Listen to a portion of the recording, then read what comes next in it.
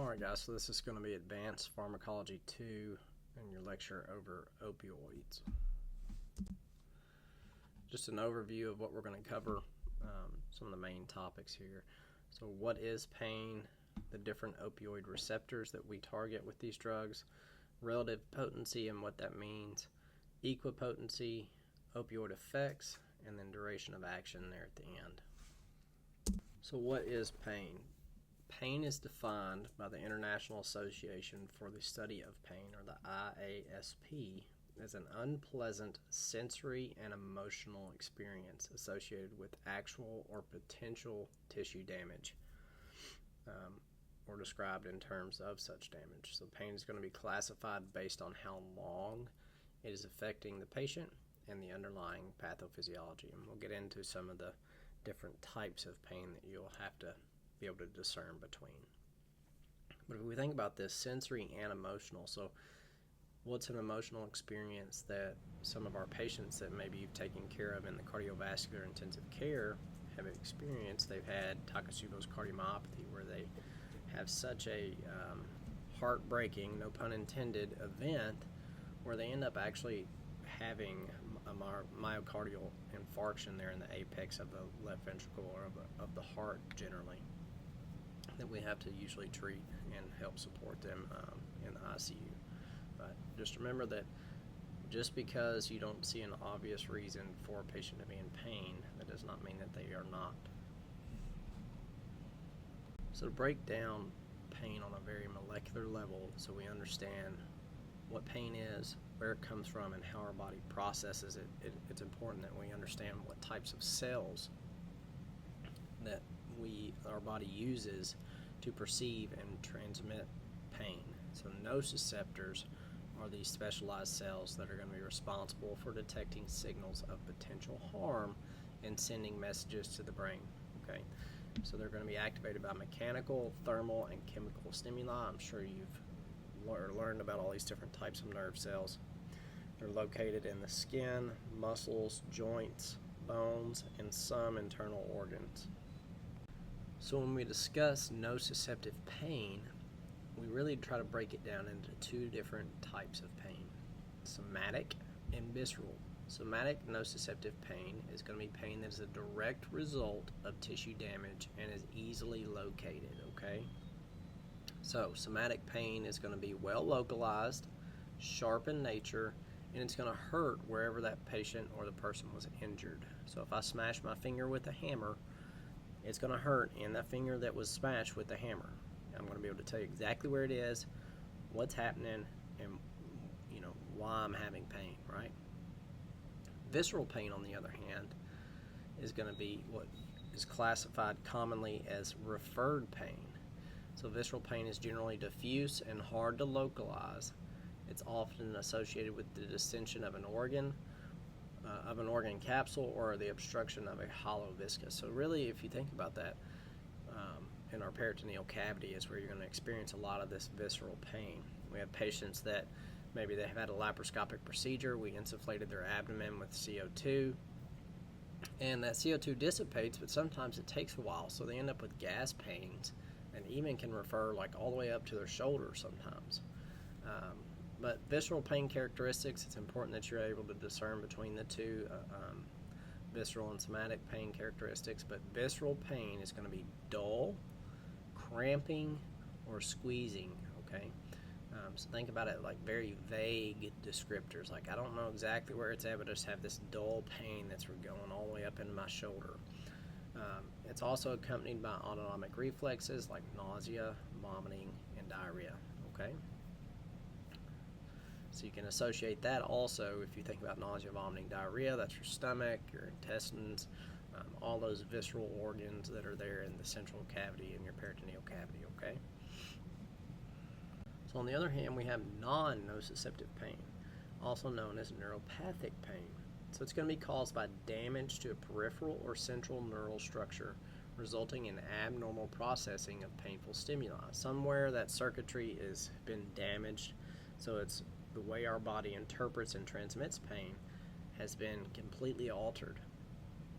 So it's a dysfunction of the CNS that allows for spontaneous excitation in chronic pain states. You typically see this in diabetic neuropathy, other neuropathic types of pathophysiological conditions, but burning, tingling, shock-like, all these nerve pain descriptors, because it's the spontaneous excitation of chronic pain. So a spontaneous excitation of these nerves that elicits this pain.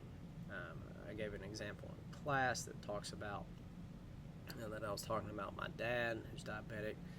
He was having neuropathic pain in one of his feet. He's like, it feels like somebody is stabbing me in the bottom of my heel, and it's going all the way up my leg. That's a neuropathic pain, okay? So as providers, we have to understand, where are we going to prohibit that pain transmission from happening? Where are we going to stop that signal with drugs or with different interventions to prevent our patients from experiencing pain? One of the main areas that we treat with opioids and main pain transmission pathways, or the first of the transmission of pain, is going to be your transduction phase, okay?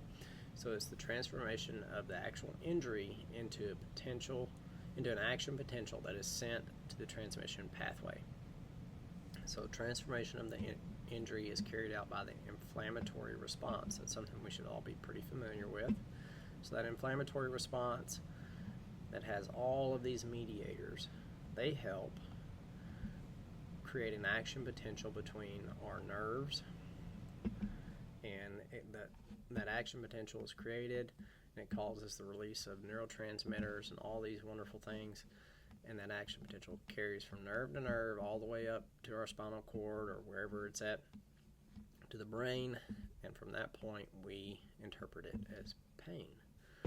So how we're going to prevent this is we're going to give drugs that help inhibit this process. They inhibit the transduction process. So when we take transmission of pain, we have those peripheral nociceptors, right?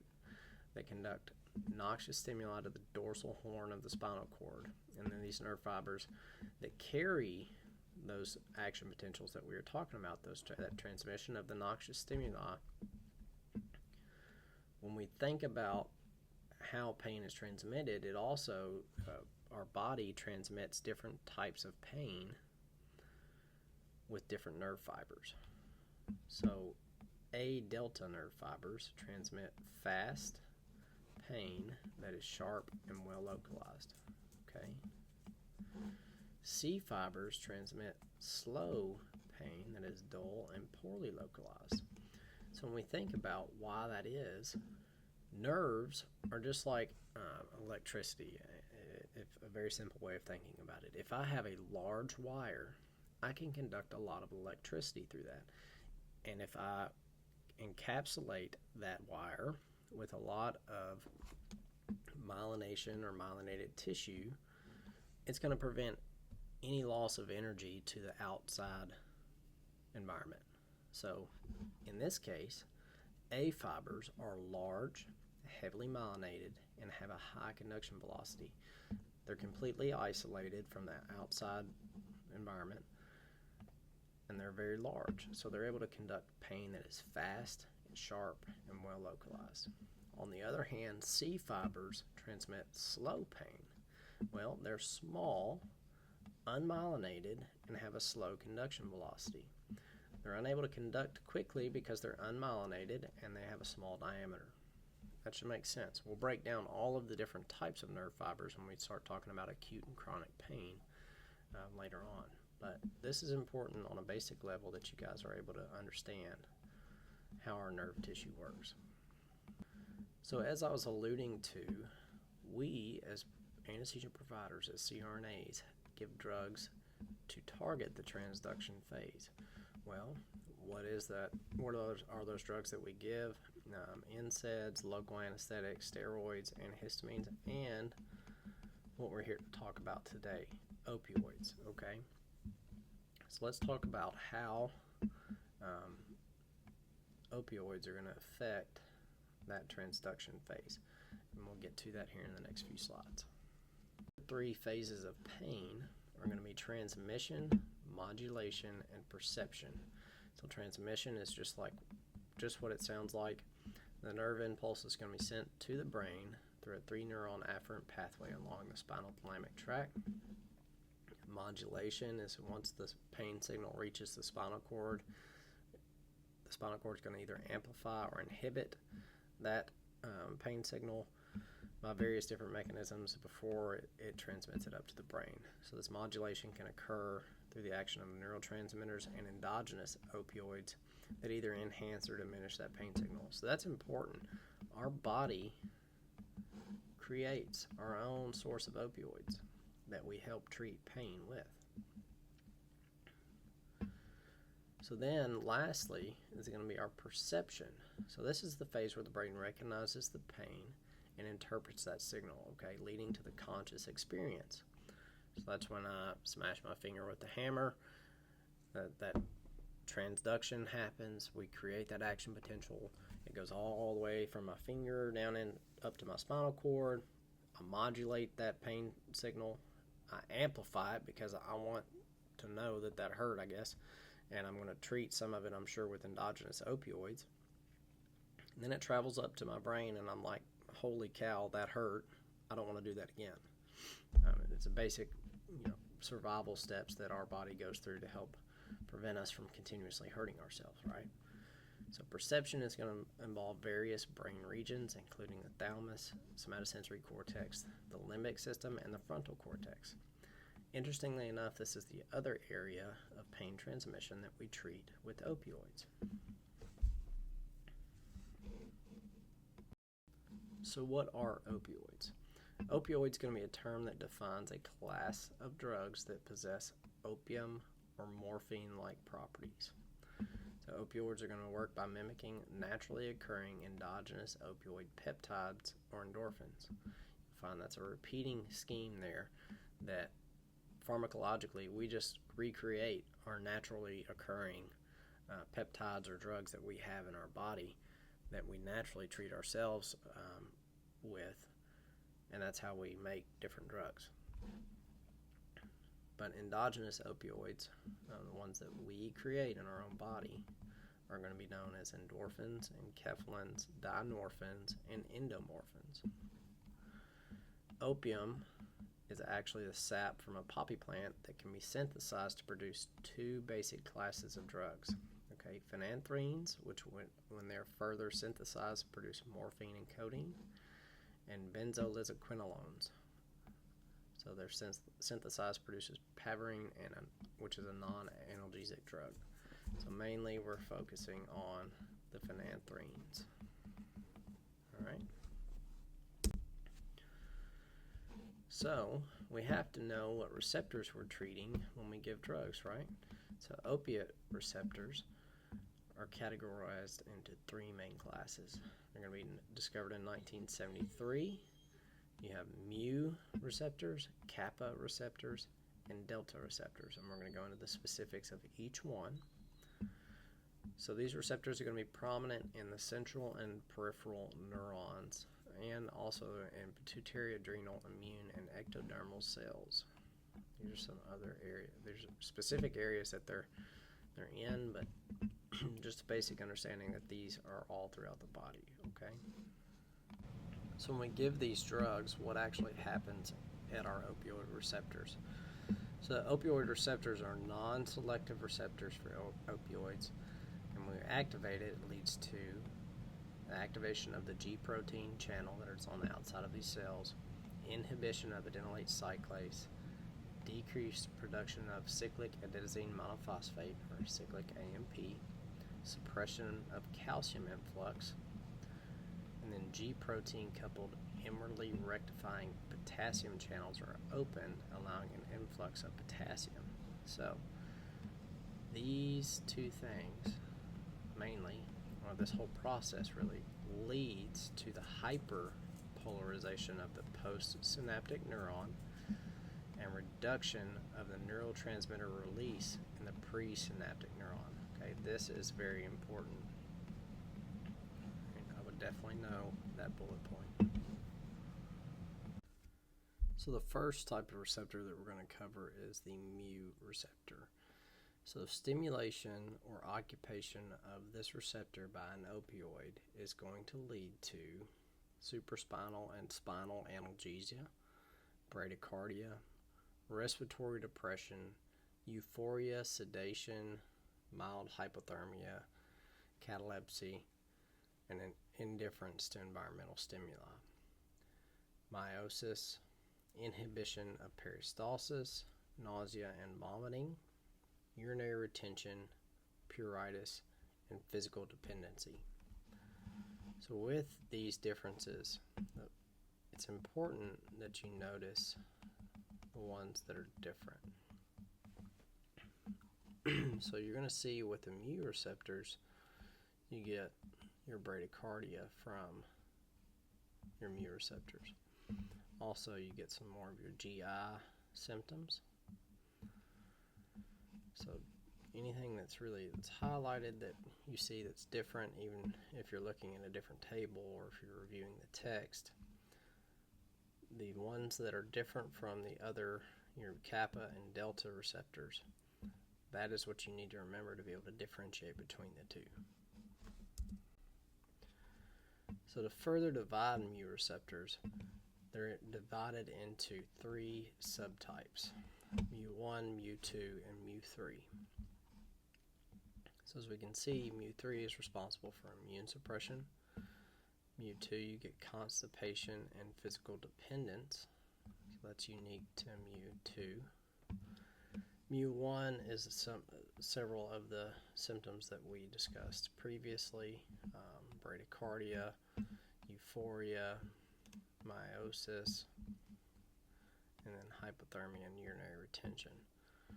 So being able to discern, if I was to ask you what mu receptor or what mu receptor subtype is responsible for development of physical dependence on opioids, you would know that that is a mu2 receptor. So next we have kappa receptors. So the stimulation of the kappa receptor is also going to lead to supraspinal and spinal analgesia. You're going to have possible respiratory depression, so we're not hitting that respiratory depression as hard with the kappa receptor, but this is where the kappa receptor is different. Psychomimetic reactions or hallucinations, and also delirium. So we got euphoria with mu receptors, but not delirium and psychomimetic reactions or hallucinations. Another big one is anti-shivering, and then also diuresis. Kappa receptors are one of the only ones that have diuresis and not urinary retention as a symptom or a side effect. And last, we have delta receptors. Not the most unique receptors, but also they lead to supraspinal and spinal analgesia, respiratory depression, urinary retention, and pruritus. So clinically, when we give opioids, we're going to see things that, not only are measurable just by assessing our patient or by the different measurement equipment that we have, whether it be end-tidal CO2, blood pressure, EKG. There's all these different clinical effects that we have to be able to recognize when you're providing anesthesia. So neurologically, if we think about our drive to breathe normally is driven by CO2.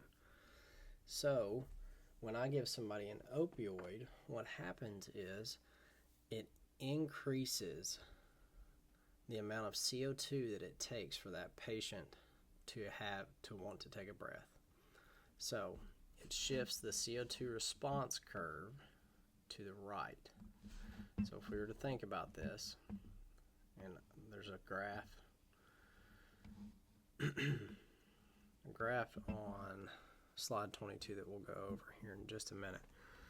But if we had CO2 on our x-axis here and our alveolar ventilation on the y-axis, what would happen is you would see a trend where once we gave an opioid, this would say this is regular ventilation and this is opioid. it takes a larger amount of CO2 to get a small increase in your alveolar ventilation. So we end up with a reduced sensitivity to CO2, meaning it takes more CO2 for us to take a deep breath. It's going to decrease our overall respiratory rate and increase tidal volume. Another side effect of an increase in tidal CO2 or PaCO2 is going to be an increased ICP. Also, a very common one that are associated with opioids is nausea and vomiting, and that's due to this chemoreceptor trigger zone in the area postrema of the medulla.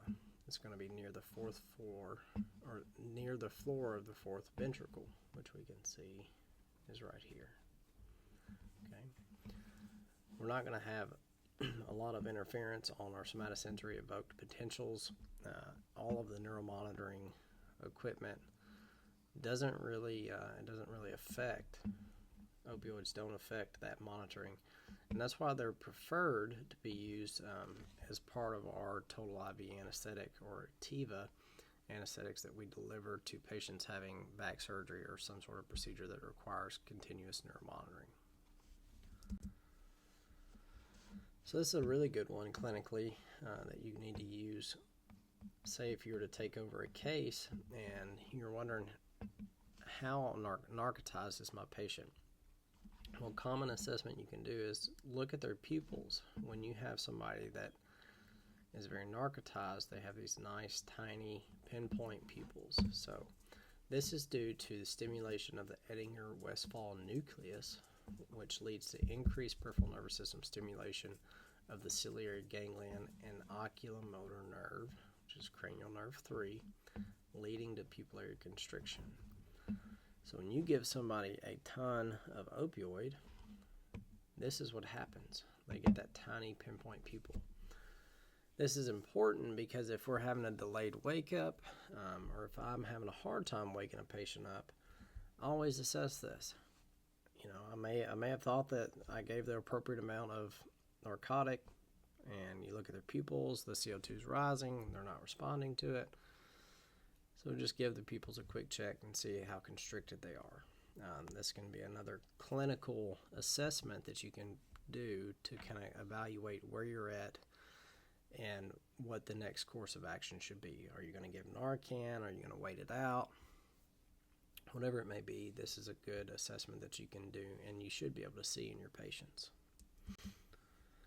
All right, some big ones here. So cardiovascular, bradycardia. This is really easily recognizable, especially when you combine opioids like with nitrous. As you can see here, depression can occur if combined with nitrous. So nitrous is going to prolong your PR interval, and opioids, as we see here, cause inherent vagal stimulation. So opioids, especially those like fentanyl and its derivatives, can enhance your vagal tone or your parasympathetic tone, which slows the heart rate by reducing the firing rate of the SA node. So if you think about this, when we give opioids, we are preventing any sort of sympathetic response. That's the goal, right? We don't want our patients to have a huge increase in sympathetic tone, get tachycardic, get hypertensive. We want a nice smooth anesthetic. Well, the counter to that is we basically have this parasympathetic takeover where when they do get some sort of stimulation or insufflation, something that mimics like a Valsalva maneuver, they can get really bradycardic. I know I mentioned in class I've had patients that I've been giving nitrous and also have had some narcotic on board, and in a healthy patient I've seen a heart rate drop from the 60s down into the 20s pretty darn quick.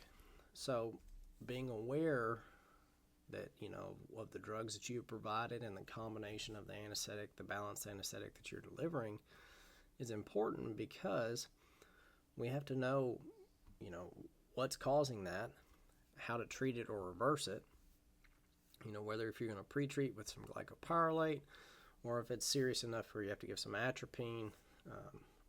You know, being able to assess that quickly and know why that might be happening is going to help you derive your intervention appropriately. So other cardiovascular effects, minimal effect on blood pressure. I hope some of you guys will get to do narcotic inductions, either with Sufenta or fentanyl. Did several open heart procedures where we did narcotic inductions with Versed and fentanyl. They're really smooth, especially Sufenta. Sufenta will give you a very smooth induction if done properly, just because you don't see any sort of sympathetic increase with your direct laryngoscopy or video laryngoscopy. And usually throughout the start of the procedure, you don't see that sympathetic increase that you see with incision. So they can be very, very beneficial and good for the right patients.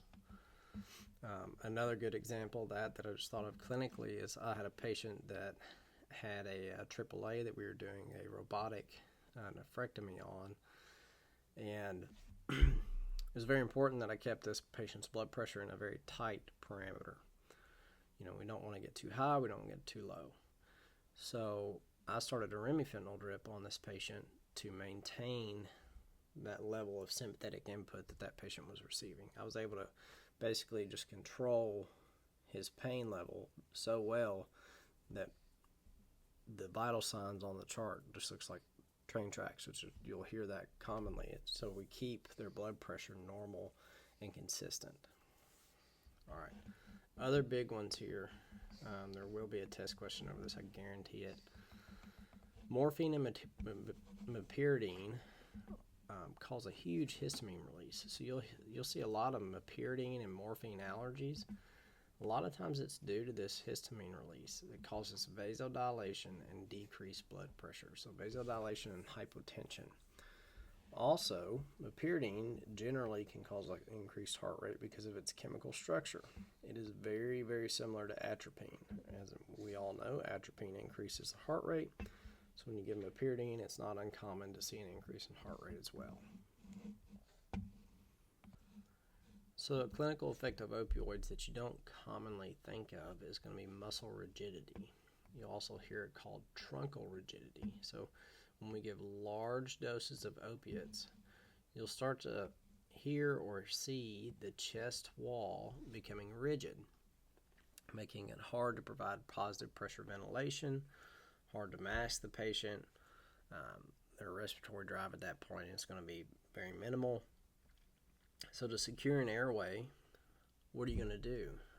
Most of the time, we're not going to give Narcan, which has saved a ton of people from ODing and also helped reverse people that are too narcotized.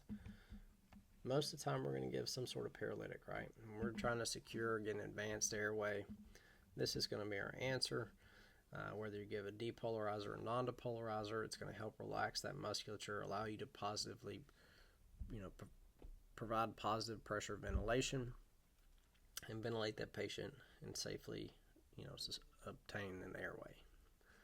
So just something that you need to know clinically and also for boards there. So we talked about this was on the neurological slide for clinical effects, but here is your graph that really shows the difference between normal awake ventilation, in our alveolar PCO2 and their alveolar ventilation in liters per minute. So you look at the slope of this line. It's a lot steeper than these others. So as our CO2 increases, our alveolar ventilation increases as well. It's a direct correlation. Well, we give the patient an opioid. See how the slope of that line decreases? So it takes more CO2 to achieve more ventilation. Or at 20 liters per minute, we're looking at 50 millimeters of mercury of CO2, of alveolar CO2, compared to somewhere in the mid-40s for normal ventilation. And it gets worse the higher you get. So what happens when we combine sedatives and opioids? Well, you can see this line here. So classic example of this. Unfortunately, one of my classmates decided to give Sufenta when he was in clinicals on the way from the OR to the PACU. Sufenta is the strongest narcotic that we use clinically. It's 100 times stronger than fentanyl. That patient went apneic from the time he gave it to the time that they got to PACU. So what happened was that patient still had sedatives on board. They were still being metabolized, and they gave a very strong narcotic. So that CO2 level had to rise for that patient's brain to be like, hey, you need to take a deep breath. And you'll see this also clinically as you increase your amount of sedation, and especially once you give opioids, the CO2 has to rise to take that patient's respiratory drive high enough to breathe. And test it out. When you start waking patients up, turn the ventilator off and see how high their CO2 will start to rise when they start to breathe. Usually in a healthy patient, you get up around 50 millimeters of mercury of CO2, they start to breathe. I've seen and heard crazy stories where people have done a Sufenta induction and the case got canceled 30 minutes later. And CO2s had to get up. They got all the way up to 80, 90, and the patient still wasn't breathing. So, important notes about respiratory. It's a dose-dependent respiratory depression. We've talked about the airway desensitization or antitussive, which is cough suppression. They can also blunt bronchoconstrictive response to airway stimulation, but remember that morphine and meperidine, they're dirty drugs. They have that histamine release, and they can also cause bronchospasm. But in general, when we give fentanyl before induction, this is why. Airway desensitization and reducing your risk for laryngospasm and bronchospasm. So some other clinical effects of opioids, you have your gastrointestinal effects. So slow peristalsis, prolonged gastric emptying, and of course, they're associated with PONV. And then another one that you probably haven't heard of is contraction of the sphincter of Oddi, which is going to lead to increased biliary pressure. This can be reversed with naloxone or glucagon. And oddly enough, meperidine, out of all the opioids, is going to cause the lowest increase in this pressure. So another clinical effect of opioids that you're going to see is pruritus, itching. So opioids are frequently going to induce this itching, especially around the face, upper arms, upper chest, and arms. Most of the time, this is associated with your central mu receptors. You'll see it very commonly when you start to use opioids as a neuraxial adjunct. In your OB patients, it's not uncommon to have them start to itch after some neuraxial Duromorph or your epidural Duromorph or spinal Duromorph. So your GU effects is going to be mostly urinary retention. Opioids cause detrusor relaxation and urinary sphincter contraction. Your detrusor muscle is the main muscle that helps your bladder contract and collapse so you're able to urinate. You combine that with urinary sphincter contraction and you end up with urinary retention. It's a big thing post-operatively. For some of your intraperitoneal procedures, most of your surgeons want to see the patient urinate afterwards, and sometimes our narcotics and opioids can work against that and make it a little bit harder for our patients to do that. Most commonly, you're going to see this with neuraxial opioids, and we still do get some clinical effects from IV opioids. There's only one opioid that can cause diuresis. As far as the receptors, one opioid receptor that causes diuresis, and that's going to be your kappa receptor if you go back and look at that. So thermoregulation, as we discussed in the past, is extremely important for our patients. When we give patients opioids, it actually resets their temperature like set point in their hypothalamus. So it inhibits some of the processes that our bodies will usually do to regulate our temperature. So we have anti-shivering effects with ibuprofen in the PACU. That's most commonly given there. You don't really ever give it while the patient's under general anesthesia. I've never seen that.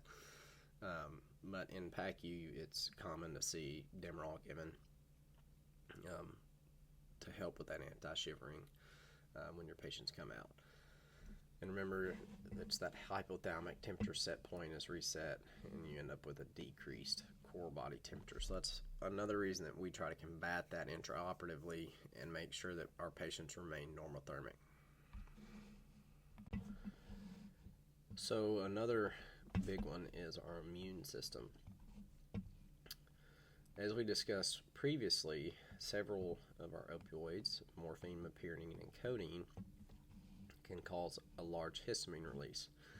This is due to codeine is metabolized into morphine, and that histamine release causes that flushed, flush feeling, hypertension, and tachycardia, and also it can inhibit the immune system. But inhibition of cellular and humoral immune function, and then suppression of your natural killer cell function. So when we start to discuss our different opioids, we have to be able to compare them to each other. That way we're able to conceptualize how strong they are. And you've already clinically seen this in the doses that you've been giving, say if you've given Dilaudid or if you've given morphine or fentanyl, and even in the dose ranges, you'll see, some drugs are dosed in milligrams, other are in micrograms. But relative potency is going to be the comparison of different opioid medications based on the doses required to achieve similar analgesic effects, okay?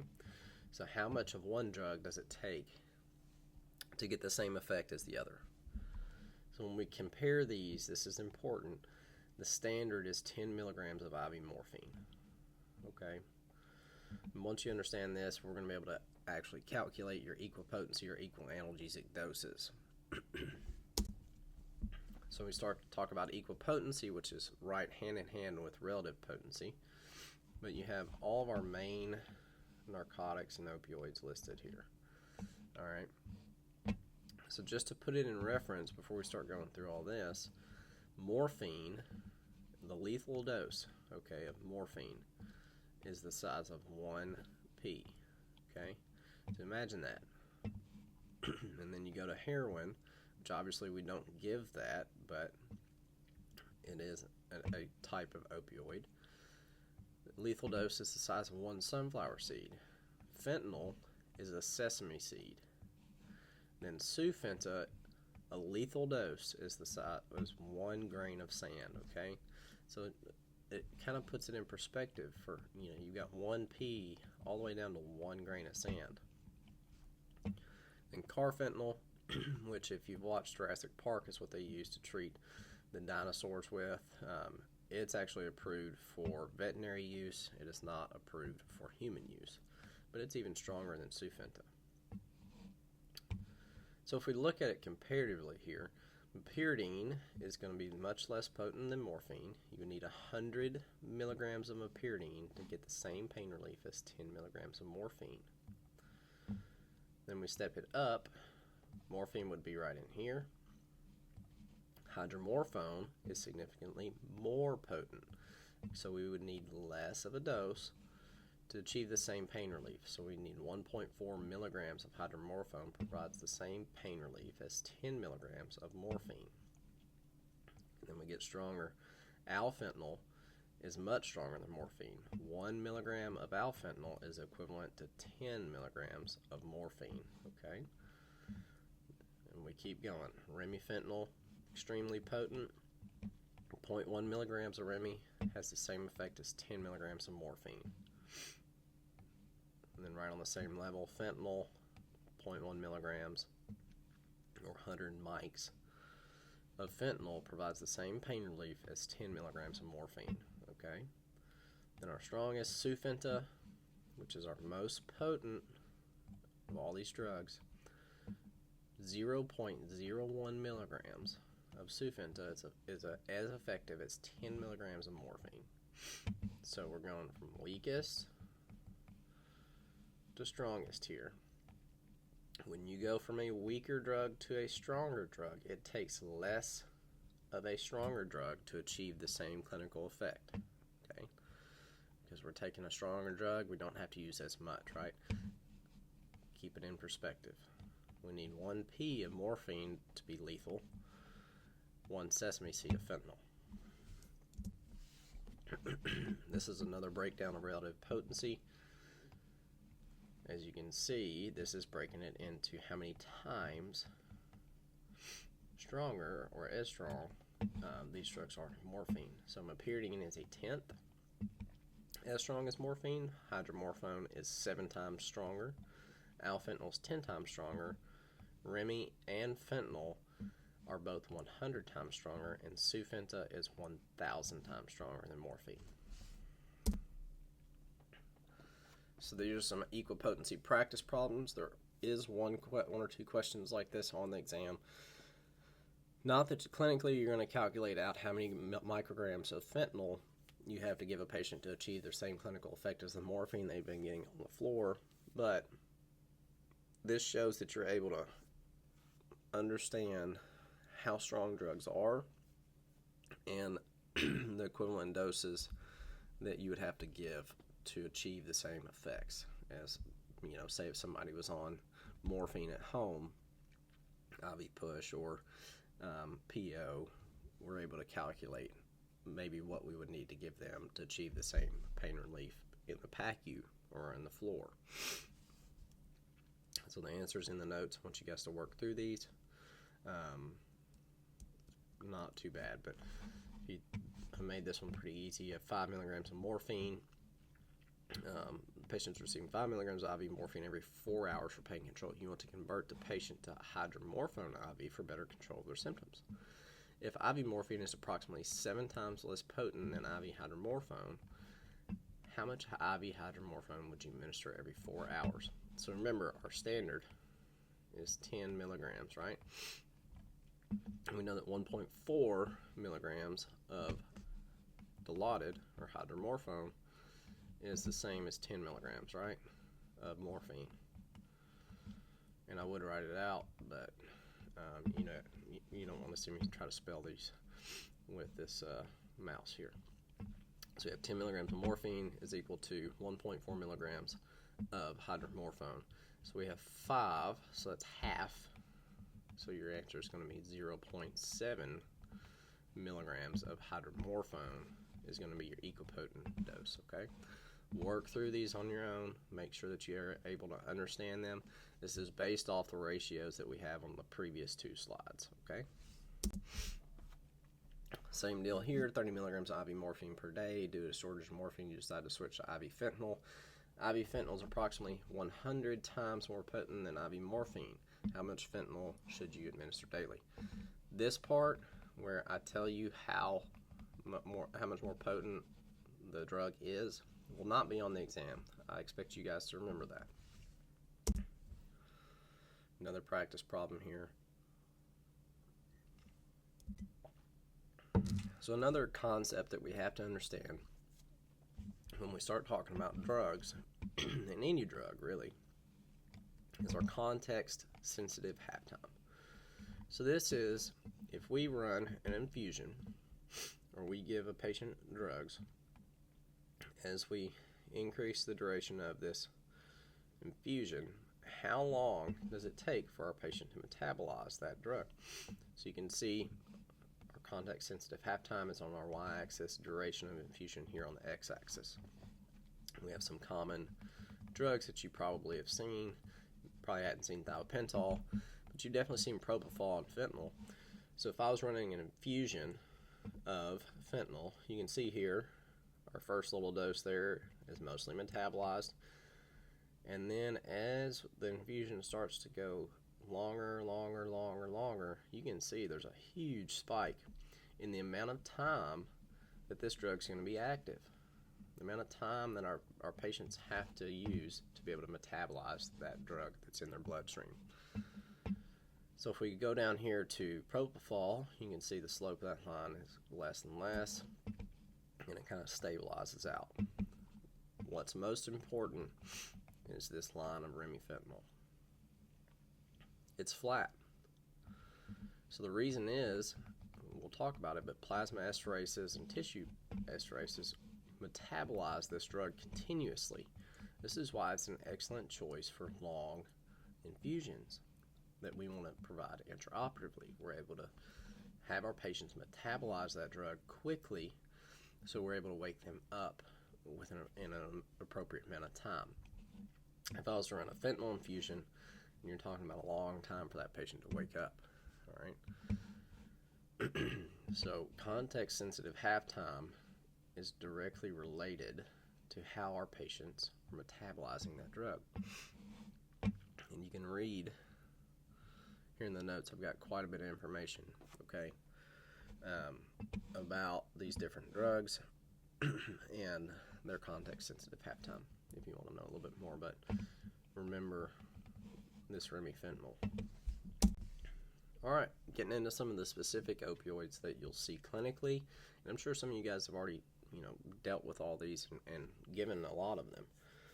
So morphine, it has been around forever. It's one of the first opioids that was developed. So we have various routes of giving it: IV, IM, sub-Q, oral, intrathecal, epidural. It is great to use intrathecally. It has the longest duration, and you will find that when you give it to your C-sections or your epidurals, that your patients will love you. You just have to give the appropriate dose. So when you think about pharmacokinetics of this, it's nearly fully ionized when we administer it IV. It has a low lipid solubility, which leads to a slow onset of action. It has less accumulation in fatty tissues, reducing the potential for long-term effects. So these two things go hand in hand, right? If we have a low lipid solubility, all of our cells are made with what? A phospholipid bilayer. So if we have a drug that has a low lipid solubility, think about it, it's not going to be able to penetrate into these cells. So for these drugs to be able to activate all these receptors, they have to be able to get into the tissue, right? They have to be able to get to those receptors that are in the peripheral, in your hands and your feet and everywhere else. So if we have low lipid solubility, usually you're going to have a less potent drug. It's going to have a longer onset time, and you're going to have less accumulation, leading to what you can see here, reduced potential for long-term effects. Also, it's fully ionized. What do we know about being fully ionized when you administer it? You have to have non-ionized medication for it to actually be potent and be able to work, right? So, side effects. This is huge, okay? It can cause a histamine release, which may lead to itching, flushing, or low blood pressure. I want you to start counting how many patients you have with morphine allergies. So, when we talk about metabolism, morphine has an active metabolite. Any opioid that has an active metabolite, you need to remember it, okay? Because when we start giving patients things that have active metabolites, that means that after they metabolize it the first time, they still have a drug that's in their body that is active. That's important to us because we don't want accumulation of that metabolite, because accumulation usually leads to prolonged effects and increased risk of the adverse side effects. So, morphine undergoes phase 2 glucuronide conjugation, producing two main metabolites: morphine 3 glucuronide, which is inactive, and morphine 6, okay? Morphine 6 is going to be more potent than morphine, but has a difficulty crossing the blood-brain barrier, limiting its central effects. So if we think about this, if I was to give intrathecal Duramorph, and it's metabolized, and we have that sitting in our bloodstream, it's going to work great, and it's going to act for a long time, which is why intrathecally it has the longest duration of action. All right, codeine. We don't traditionally use this to treat pain. Approximately 10% of codeine is methylated into morphine. It has strong antitussive effects. Contraindicated in children due to the possibility of extensive conversion of codeine into morphine. Okay, that's definitely an important one. All right, hydromorphone is similar to morphine. It's similar effects, but with higher lipid solubility, so that means it's more potent, it's stronger, right? Allowing for faster onset and better penetration of tissues. It's usually used for post-operative use. Commonly utilized for post-operative pain management due to its effectiveness in controlling moderate to severe pain. You'll also see some providers that will front load with Dilaudid. It's however you want to practice. It's a great drug. You just have to use it appropriately. It has no active metabolites, so it doesn't have any risk of prolonged drug effects due to complications from drug buildup. And it's preferred in renal failure. That's an important one. It's recommended over morphine for patients with renal impairment as it avoids the accumulation of potentially harmful metabolites. So meperidine is going to be another one that you have to remember because it has an active metabolite. But as we've already mentioned, meperidine is structurally similar to atropine. Okay, so the chemical structure is so similar that it can actually cause an increase in heart rate. Its active metabolite is called normeperidine. It has half the potency of the parent drug meperidine. This is big though. CNS effects. It lowers the seizure threshold, so meaning that it increases the patient's risk for seizures. So if you have a patient that has a seizure history, they do not ever need to receive meperidine. It has significant interactions with MAOI agents, which can lead to serious complications. I've listed out some in the notes your common MAOI drugs, and then some of those actual interactions that can happen. So it's important that we're able to understand, maybe this patient has been receiving meperidine on the floor for whatever reason, or in the ER. And now they're starting to have some of these symptoms like serotonin syndrome or seizures or hypertensive crisis. Being able to discern what the cause of that is going to be important in our treatment for our patients. It's commonly used, like we said, for shivering control and post-anesthetic shivering, minimizing the associated risk or the associated increase in oxygen consumption. As we know, shivering postoperatively increases our O2 consumption greatly, and we don't want that, especially in our patients that are high risk for MIs or any other sort of hypoxic pathology.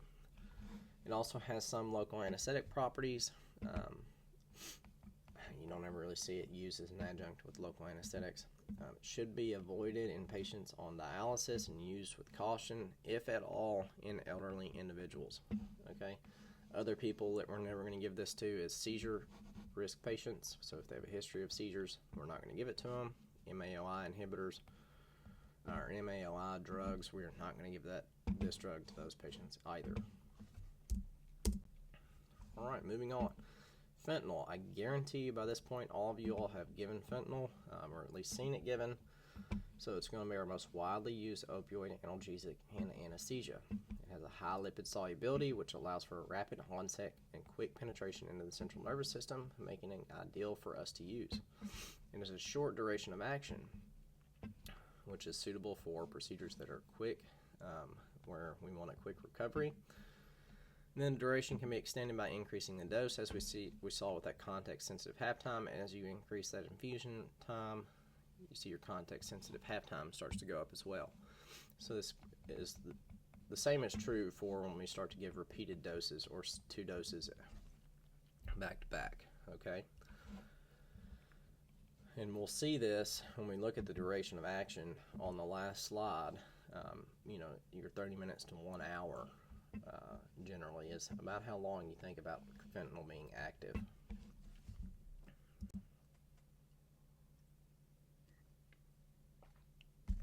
So it's metabolized by N-demethylation and hydroxylation to norfentanyl, which is an active metabolite. It occurs mainly in the liver, and excretion is through the kidneys. All right. So redistribution and elimination of this drug.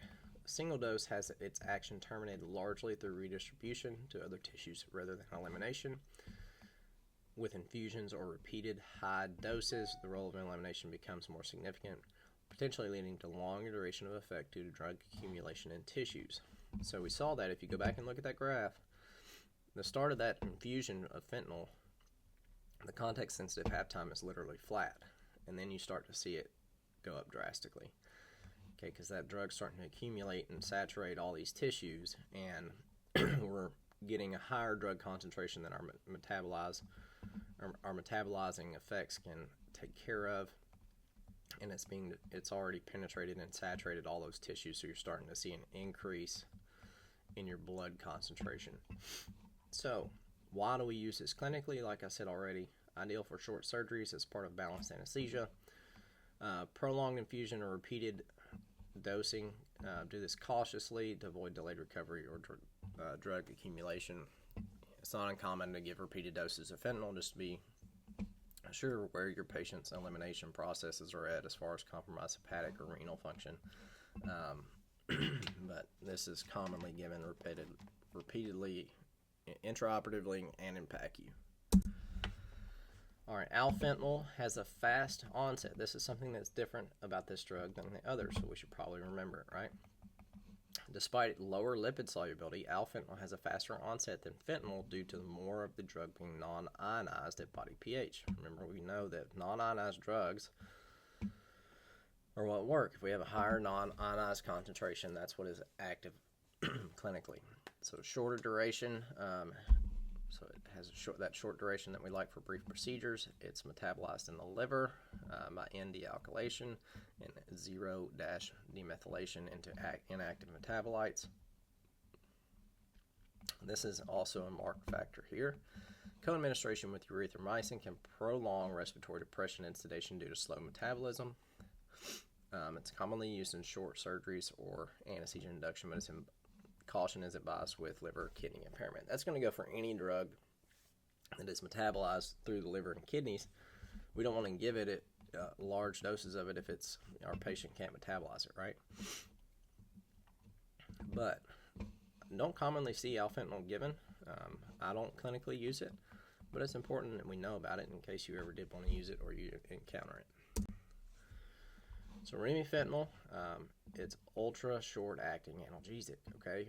It's a potent opioid with an extremely short duration of action, making it ideal for continuous infusion during surgery. Remember, remifentanil's infusion in context-sensitive half-time was literally a flat line. So we have a loading dose of 1 to 2 mics per kilo, followed by an infusion of 0.1 to 1.0 mics per kilo per minute. This dose right here, 0.1, is usually what I start my patients at. I'll walk up to like 0.125 or 0.15.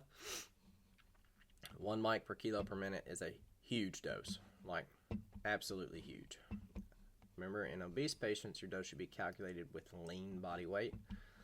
And then post-operatively, because it comes off so rapidly, you have to plan for post-operative pain management before discontinuing this infusion to avoid gaps in analgesia. You'll have your patients that will, if you don't do that, they'll end up in a hyperalgesic state because all this drug's metabolized, and now they don't have any opioid, and they have all this pain. So the unique chemical structure of Remi allows for rapid breakdown via ester hydrolysis by tissue and plasma esterases, resulting in quick elimination from the body. Okay, it has an inactive metabolite, and it's not affected by any cholinesterase, so any deficiencies like that you can still give it. Remifentanil's metabolism is independent of cholinesterase enzymes, which reduces concerns about genetic or acquired cholinesterase deficiencies impacting its clearance. Another important note is it's mixed in glycine powder.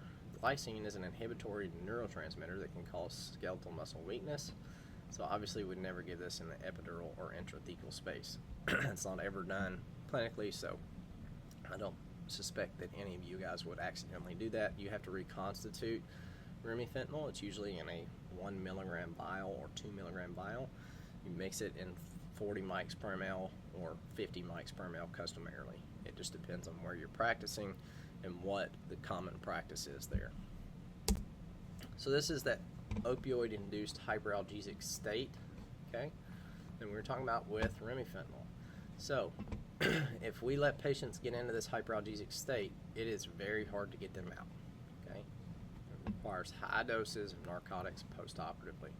So, usually what I'll do is we'll transition onto Dilaudid. As I'm starting to turn that remifentanil drip down or off, I'll give my patient, half a milligram of Dilaudid. That way I know that they're covered. They have some sort of opioid on board to wake up on as that remifentanil is metabolized out. So opioid-induced hyperalgesia can be attenuated with adjuncts like ketamine and magnesium sulfate.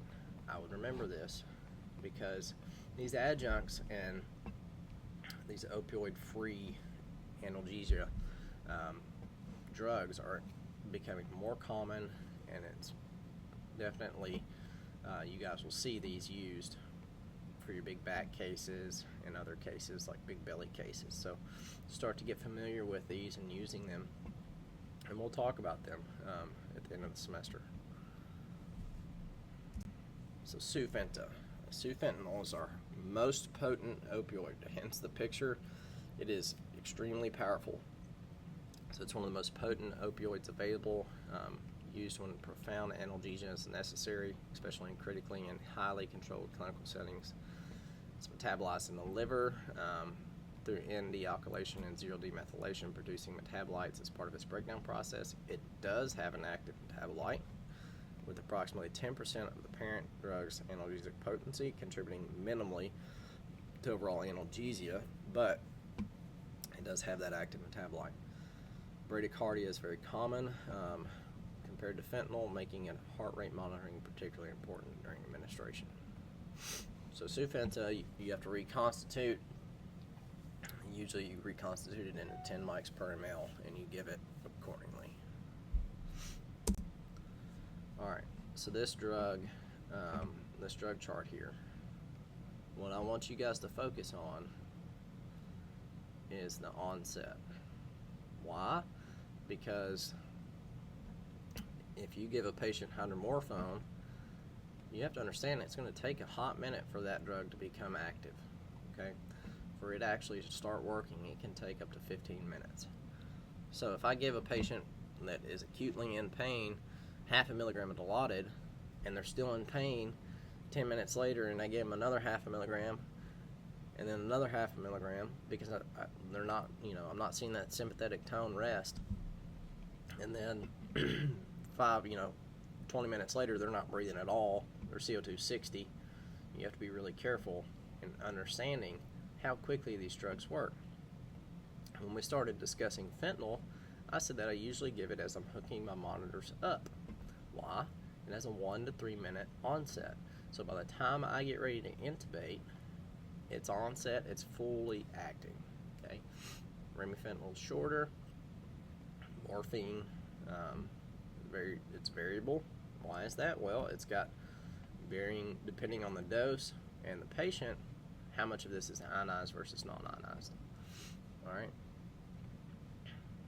So focus on remembering these, especially fentanyl, hydromorphone, morphine, and Remy. You can look here to, some of the other characteristics explain more about the drug's lipid solubility and the amount of protein binding and the relative potency. You have another listing for it. You'll see these might differ slightly from the values that we have previously in the slides. Your volume of distribution, your partition coefficient. All right, and duration is also important. All right, that's it, guys. As always, if you have any questions, just reach out and let me know. I'm more than happy to help.